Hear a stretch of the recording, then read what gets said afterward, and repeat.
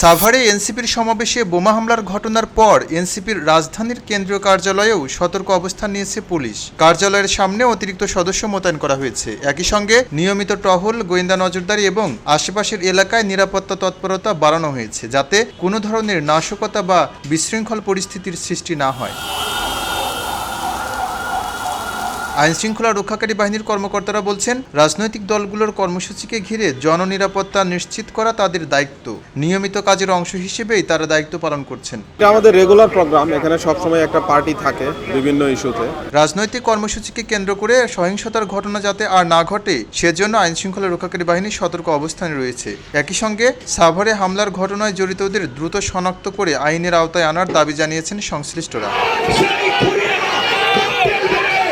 রোববার রাতে সাভারের এনসিপির জুলাই পদযাত্রা শেষে আয়োজিত সমাবেশ চলাকালে ককটেল বিস্ফোরণের ঘটনা ঘটে। এতে কয়েকজন আহত হয়। আকস্মিক বিস্ফোরণে সমাবেশস্থলে আতঙ্ক ছড়িয়ে পড়ে এবং অংশগ্রহণকারীদের মধ্যে হুড়োহুড়ির সৃষ্টি হয়। আজকের এই ককটেল বিস্ফোরণ, বোমা বিস্ফোরণ প্রশাসনের সহায়তায় হয়েছে।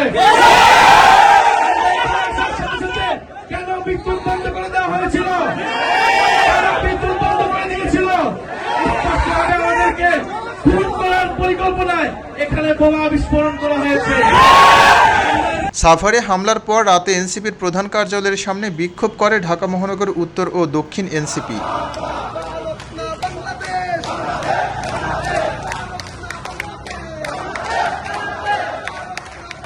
খবরের কাগজ, নিখাদ, নির্ভীক, নিরপেক্ষ।